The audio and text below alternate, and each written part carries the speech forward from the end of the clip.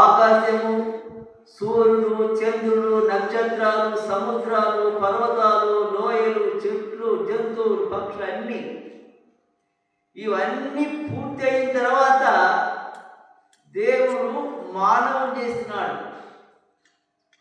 అర్థమైందా? ఇవన్నీ కూడా ఏం చేశాడు దేవుడు అంటే నోటి మార్పులు చేశాడు. భూమి అవునాదన్నాడు, భూమి ఎక్కువైంది. చెట్లు, జంతువులు, పక్షులు, మేఘాలు, ఆ నక్షత్రాలు, సూర్యుడు, చంద్రుడు అన్నీ, సముద్రాలు అన్నీ కూడా ఇవన్నీ కూడా దేవుడు చేశాడంటే నోటి మాటతోటే జరిగించాడు. అయిన తర్వాత దీని అంతటికి పరిపాలించడానికి మనుషులు అవసరం అనుకున్నాడు దేవుడు. అప్పుడు ఏం చేశాడంటే దేవుడు నేలకు వంగి మన్ను తీసుకొని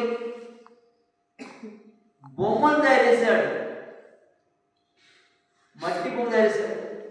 చేతులు, కాళ్ళు, నోరు, చెవులు, ముక్కల్ని చేశాడు.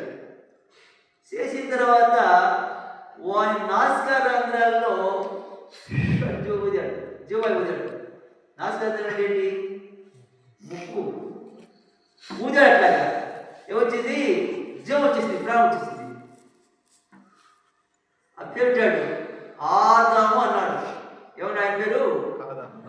మొట్టమొదటి మానవుని పేరు ఏంటంటే దేవుడు పెట్టే పేరు ఆదాము.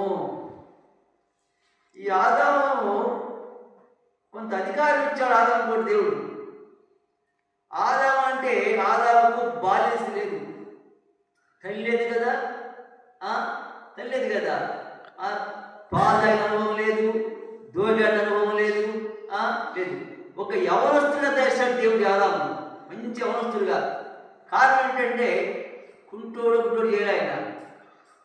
కేవలము దేవుని యొక్క హస్తాలతో చేశాడు కాబట్టి ఎంత అందంగా ఉంటాడు మా ఆదాము, అందమైన ఆదాము. ఆదాము చేసినట్టు కొన్ని ఆజ్ఞించాడు దేవుడు.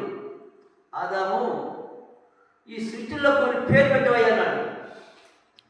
ఈ జంతువులకు, పక్షులకు, అన్ని వృక్షాలని ఆదాము వేసుకోండి, అన్ని పక్షులు వచ్చాయి, జంతువులు వచ్చాయి.